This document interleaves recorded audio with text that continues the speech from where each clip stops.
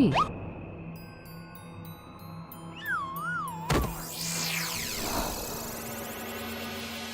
আমি অনেক ভেবে দেখলাম, আসলে এসব সিংহাসন, ক্ষমতা, প্রতিপত্তি অর্জন করা আর রক্ষা করার জটিলতার চেয়ে বাকি জীবনটা শান্তির সাথে বনে কাটিয়ে দেওয়াই ভালো। বলছি সবই তো বুঝলাম, কিন্তু এই শান্তিটা কে? মহারাজ সন্ন্যাসী হয়ে গেলেন আর এসব নিয়েও তুমি ভাড়ামি করছো গোপাল? ও মা গো, এবার কি হবে? চিন্তা করবেন না রানীমা, কৃষ্ণনগরকে আমি আমার বুক দিয়ে আগলে রাখবো। আপনার ছাতির মাপটা ঠিক মতো জানেন তো মন্ত্রী মশাই? মানে ওই গোটা কৃষ্ণনগরকে কি আপনি আপনার বুকের মধ্যে আগলে রাখতে পারবেন? গোপাল! মার্জনা করবেন মন্ত্রী মশাই। আমি বলছিলাম কি, ওই সব আগলে টাগলে রাখার আগে ওই ভালো করে খুঁজে দেখুন সব। মানে কি বলতে চাইছো কি তুমি? মহারাজকে খুঁজে বার করুন মন্ত্রী মশাই, লোক পাঠান। তিনি হয়তো এখনো বেশি দূর যেতে পারেননি। এটা কিন্তু ঠিক বলেছে গোপাল, তাকে একবার যদি খুঁজে পাই আমরা। আপনি চিন্তা করবেন না রানীমা, আমি এক্ষুনি লোক পাঠাচ্ছি। আর গোপাল, রানীমাকে বিশ্রাম নিতে দাও। যাও এখন, যত সব।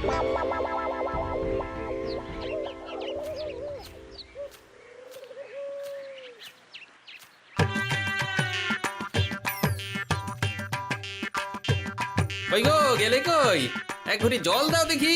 ওই জলই খেতে হবে, শুধু জল। ঘরে এক দানাও চাল নেই। যদি বাজারে না গেলে আজ হরি মটর। রাজ্যে রাজা নেই আর তুমি ঘরে চাল নেই বলে চিল্লামিল্লি করছো। চত্ব সব। ও মা গো, মহারাজ রাজ্যে নেই তো গেলেন কই? হ্যাঁ, বনবাসে। সে কি গো, এবার কি হবে তাহলে? কপালে যা লেখা আছে তাই হবে, আর কি। এই তোমার চাকরিখানা থাকবে তো? হ্যাঁ, না থাকলে বাটি হাতে বেরোবো, চিন্তা কি?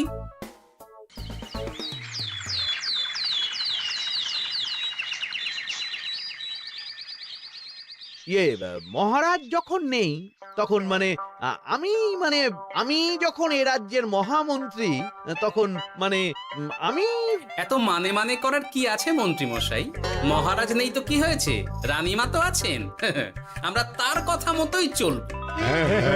গোপাল একদম উচিত কথা বলেছে। হ্যাঁ হ্যাঁ, আমিও তো তাই বলছিলাম। মহারাজ যখন নেই তখন রানীমার নির্দেশ মতোই তো আমাদের সামলাতে হবে সব। কতদিন আর আগলাবে গোপাল?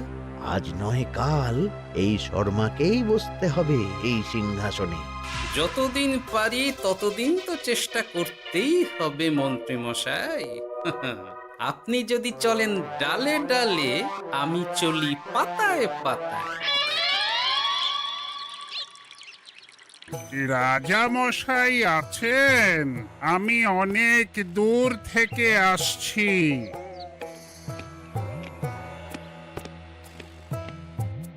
মন্ত্রীমশাই, একজন সাধু এসেছেন রাজামশাইয়ের সঙ্গে দেখা করতে। বলছেন অনেক দূর থেকে এসেছেন। জানো না মহারাজ এখন নেই? যাও, চলে যেতে বলো ওকে। মহারাজ নিরুদ্দেশ। এই মুহূর্তে সত্যিই যদি কোনো প্রাজ্ঞ সাধু বাবা রাজবাড়িতে তার পায়ের ধুলো দেয়, বলা তো যায় না যদি মহারাজের হদিস তিনি দিতে পারেন। ঠিক ঠিক, একদম ঠিক বলছেন পণ্ডিত মশাই। বেশ বেশ, ডেকে আনো তাকে, দেখি সে কি বলে। মহারাজ, আমার প্রণাম নেবেন। উনি মহারাজ নয়, উনি মন্ত্রী। আসুন সাধু বাবা, আসুন, আসন গ্রহণ করুন।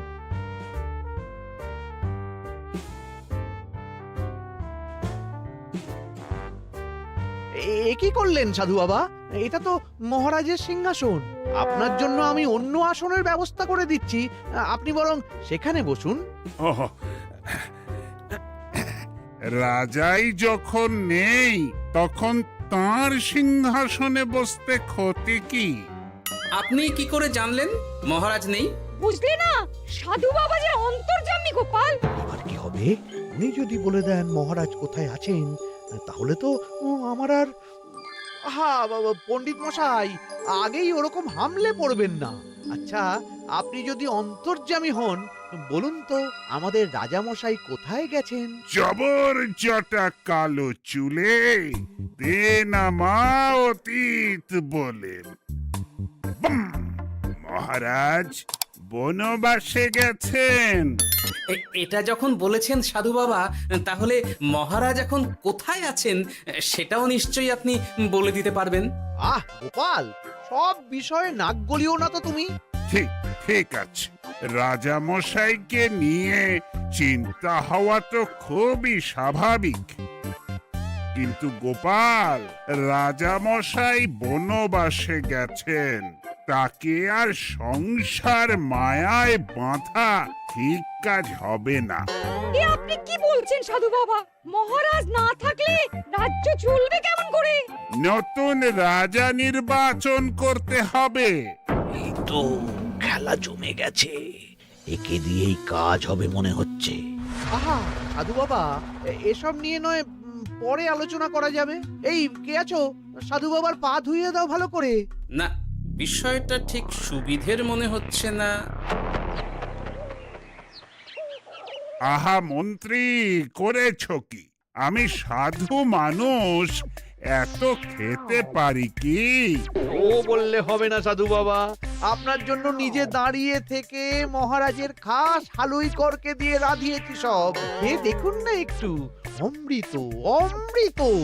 বেশ বেশ, এত করে বলছো যখন, বাহ বাহ, চমৎকার চমৎকার। আমি জানি তো যে এমন খাবার আপনি আগে কখনো খাননি। তা বটে বটে, ভেবেছিলাম কটা দিন বিশ্রাম নিয়ে চলে যাব। এখন দেখছি যা আদর আতিথেয়তা শুরু করেছো তোমরা, তাতে তো মাস কয়েক কাটিয়ে না গেলে আমারই লোকসান হবে। থাকুন না, থাকুন, যতদিন ইচ্ছা থাকুন। আমার ইচ্ছা অনুযায়ী সব চললে তো ওই গোপালের জায়গায় আপনাকেই সবার মহারথী করে রেখে দিতাম চিরকাল। এসব কি বলছো মন্ত্রী? কেন, পরিকল্পনাটা মন্দ নাকি? আমি হব এই রাজ্যের নতুন রাজা, আর আপনি হবেন আমার রাজসভার প্রধান মহারথী। বটে, কাজটা খুব একটা কঠিন না। মহারাজ বনবাসে, আর আপনি নিজেই তো বললেন তাকে ফিরিয়ে আনাও ঠিক হবে না। তাহলে তা বলেছি, কিন্তু বাকি অন্যান্য সভাসদেরা আছে, তারা তো। আরে ছাড়ুন তো ওদের কথা। আকাশে হাত ছড়িয়ে আর একবার মন্ত্র পড়ে নেবেন, বলবেন এই রাজ্যের রাজা হওয়ার ক্ষমতা একমাত্র আমার মধ্যেই আছে। ব্যাস, সবাই মানতে বাধ্য। তারপর আমার একটা হিল্লে হয়ে গেলে আপনারটার ব্যবস্থাও আমি করে দেব, বুঝলেন? বুঝলাম, একেবারে জলের মতো পরিষ্কার। ব্যাস, কালই তাহলে কাজ শুরু করে দিন। বেশি দেরি করে তো লাভ নেই। বলা তো যায় না, মহারাজের যদি রানীমার জন্য মন কেমন করে, রাজ্যে ফিরে আসে, ওসব হওয়ার আগেই সেরে ফেলতে হবে সব কাজ। রাজা হওয়ার খুব তাড়া দেখছি তোমার মন্ত্রী। ওপরে ওঠার ইচ্ছা কার না থাকে বলুন তো সাধু বাবা? আর মাত্র কটা দিনের অপেক্ষা, ব্যাস, তারপরেই এই সিংহাসনের মালিক হব আমি। কৃষ্ণনগরের নতুন রাজা হব আমি। সমস্ত ধন দৌলত থাকবে আমার এই হাতের মুঠোয়। কি অত ভাবছেন মন্ত্রী মশাই একা একা? মানে কি ভাবছি তার কৈফিয়ত তো তোমায় দিতে হবে। হ্যাঁ হিমা, ছি ছি ছি, আপনি কেন কৈফিয়ত দেবেন? আপনার মুখ দেখলেই তো বোঝা যাচ্ছে যে আপনি কি ভাবছেন। তাই বুঝি? তা বলো দেখি কি ভাবছি আমি। আপনি ভাবছেন ওই কৃষ্ণনগরের সিংহাসনের কথা। শুনে ফেললো নাকি সব? আপনি ভাবছেন আমাদের মহারাজের কথা, তাকে কিভাবে ফিরিয়ে আনা যায় সেই কথা, তাই না? মহারাজকে যে আর ফিরিয়ে আনা যাবে না,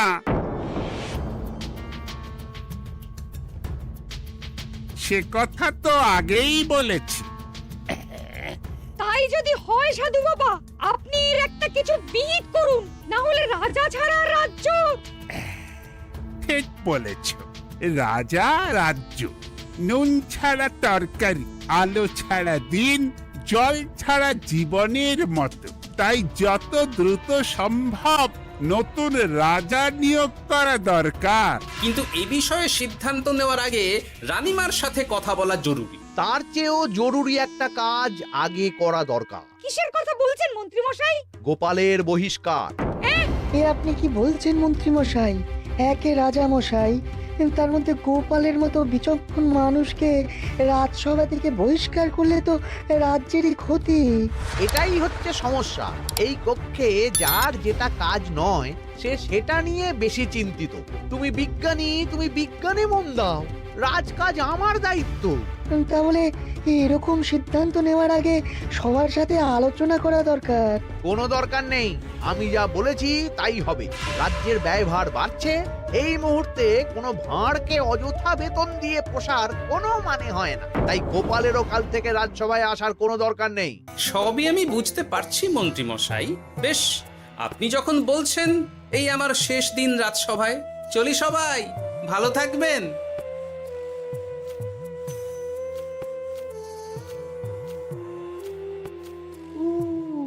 এত সহজে যে বেটা মাঠের বাইরে চলে যাবে বুঝতেই পারিনি আগে। এবার আমার আর সিংহাসনের মাঝে নেই কোনো বাধা, নেই কোনো কাটা। তুমি চিন্তা করো না, আমি নিজে মন্ত্রীর সাথে কথা বলবো। না না রানীমা, সেসবের দরকার নেই। মহারাজ ছাড়া রাজবাড়ি শূন্য শূন্য লাগে, আমারও মন লাগছে না এখানে। বেশ, যা ভালো বোঝো তাই করো, তবে ডাকলে এসো কিন্তু। হ্যাঁ রানীমা, নিশ্চয়ই আসবো। এখন আমি চলি। যাক, এই কদিনে মাথাটা খেলানোর সময় পাওয়া যাবে একটু, না হলে কেমন যেন গুলিয়ে যাচ্ছে সব। কি যে বলো গোপাল দাদা, এই শেষ দুটো শাঁখের আটি নিয়েও দরদাম করবে তুমি? ওরে, আমি বেকার মানুষ, দরদাম না করে উপায় আছে আমার? হ্যাঁ শোনো শোনো শোনো, মহারাজ কৃষ্ণচন্দ্রের অবর্তমানে কৃষ্ণনগরে নতুন রাজা হিসেবে নির্বাচিত হবেন রাজ্যের মহামন্ত্রী। সেই শুভানুষ্ঠানে রাজবাড়িতে আমন্ত্রণ রইল। এসব কি হচ্ছে বলো তো গোপাল দাদা? ভেতরের খবর আছে নাকি কিছু? না গো ভাই, তুমিও যা জানো আমিও ততটুকুই জানি। ও গোপাল দাদা, ব্যাপার কি? এ সময় এখানে কি চাই? রানীমার জরুরি তলব, এখনই ওই রাজবাড়ি যেতে হবে তোমাকে। কিন্তু আমার যে বাজার হয়নি এখনো। আরে ওসব বাজার টাজার পরে হবে, তুমি এখন আমার সাথে চলো তো। মন্ত্রীকে আমি বিশ্বাস করেছিলাম, ও যে এইভাবে বিশ্বাসের সুযোগ নেবে আমি একদম বুঝতে পারিনি। আমাদের এক্ষুনি অন্যান্য সভাসদদের সাথে কথা বলা দরকার রানীমা। কারোর সাথে কথা বলার দরকার নেই রানীমা, আমি নিজেই চলে এসেছি আপনার সাথে কথা বলতে। এখানে কি জন্য এসেছো গোপাল? রানীমার কান ভাঙাতে? বাহ, আপনি সবার মাথা মুড়িয়ে সিংহাসন কবজা করতে পারেন, আর আমি রানীমাকে সেই সত্যি কথা জানাতে পারি না? চুপ! ভুলে যেও না, আমি কৃষ্ণনগরের হবু রাজা। মুখ সামলে কথা বলবে আমার সাথে। এসব কি হচ্ছে মন্ত্রী মশাই? রাজা মশাই নেই, সেই সুবাদে এ কি শুরু করেছেন আপনি? আমায় আপনি ভুল বুঝবেন না রানীমা, আমার হয়ে যা বলার সাধু বাবাই আপনাকে বুঝিয়ে বলবে সব। উনি আর কি বোঝাবেন? কতদিন এসেছেন উনি, কি জানেন এই রাজ্যের বিষয়ে? সাধনা মা, সবই সাধনা। সাধনার জোর থাকলে সবকিছুই জানা যায়, ভূত ভবিষ্যৎ অতীত সব। সেই জোর থেকেই বলছি মা, মন্ত্রীর কপালে আমি জ্যোতি দেখতে পাচ্ছি। মন্ত্রী যদি রাজ্যের রাজা হয়, এ রাজ্যের উন্নতি কেউ ঠেকিয়ে রাখতে পারবে না। আপনাদের একটা কথাও বিশ্বাস করি না আমি, এসব আপনাদের ষড়যন্ত্র। এ আপনি ভুল করছেন রানীমা। যা হোক, যে কথা আমি বলতে এসেছি, রাজা যখন আমি হচ্ছি তখন তো আমাকে এই প্রাসাদেই থাকতে হবে, ফলে আমার স্ত্রীকেও এখানে এসেই থাকতে হবে। সে তো আর একা থাকতে পারবে না, তাই আপনি যদি এই ঘরটা ছেড়ে দিতেন। কিন্তু মন্ত্রী মশাই, তুমি কি বলছো মন্ত্রী? এখানে না থাকলে রানীমা থাকবেন কোথায়? আর আমি তো এমন কোন বিধান দিইনি যে রানীমাকে অন্যত্র পাঠাতে হবে? সবকিছুর জন্য তো আপনার বিধান দরকার নেই সাধু বাবা, এ আমার নিজের বিধান। আমি রাজা হব, আমার স্ত্রী রানী হবে, তারও তো অধিকার আছে রানীর মতো থাকার, রানীর মহলে থাকার। আপনার ব্যবস্থা আমি অন্যত্র করে দেব রানীমা, আপনি কিচ্ছু ভাববেন না। হাজার হোক আপনি আমাদের প্রাক্তন মহারাজের স্ত্রী বলে কথা। কি বলো গোপাল? আমার মনটা আসলে অনেক অনেক বড়, তোমরা খালি দেখতে পাও না সেটা। কাজটা কি আপনি ঠিক করলেন মন্ত্রী মশাই? শোনো গোপাল, আমাকে ঠিক ভুল বোঝাতে এসো না তুমি, বরং কাল সময় মতো চলে এসো। কৃষ্ণনগরের নতুন রাজার রাজ্যাভিষেকের জন্য মহাভোজের আয়োজন হবে। যতদিন পাচ্ছ খেয়ে নাও পেট ভরে।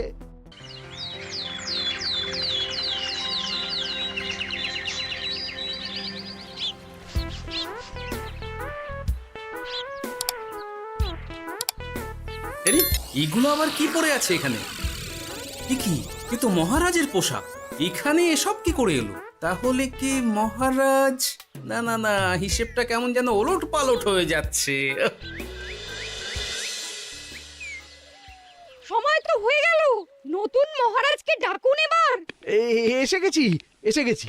আসুন মন্ত্রী মশাই, আসুন।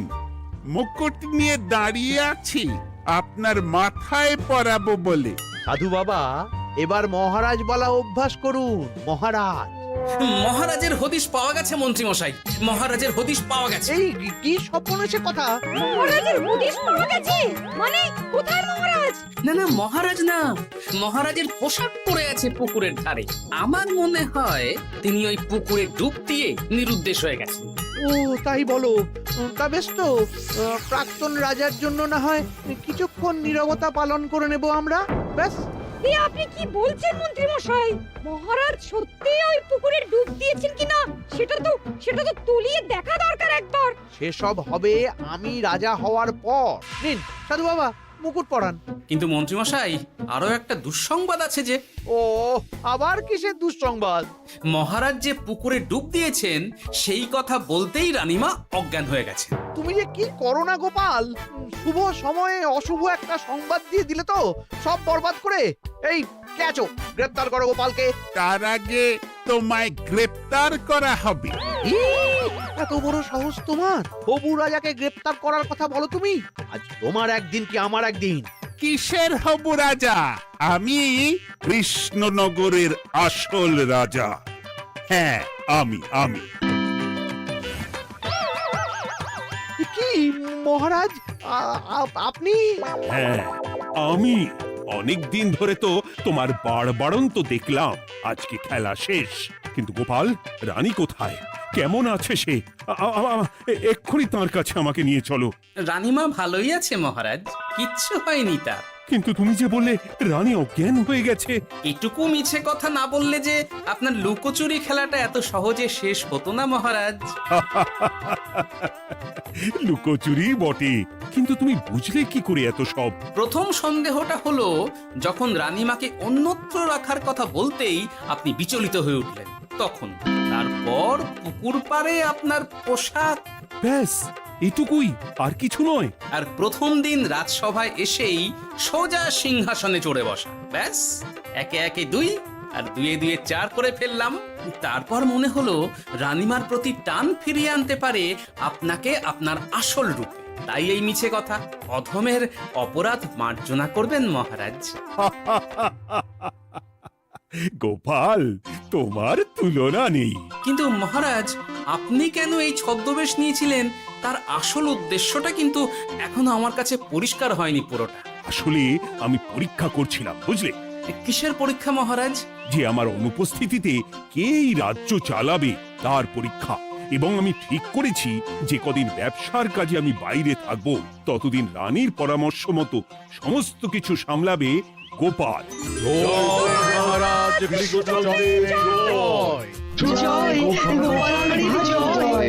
আর আমি মহারাজ? তুমি থাকবে পেয়াদা। কি শুধু জল আর ভাত?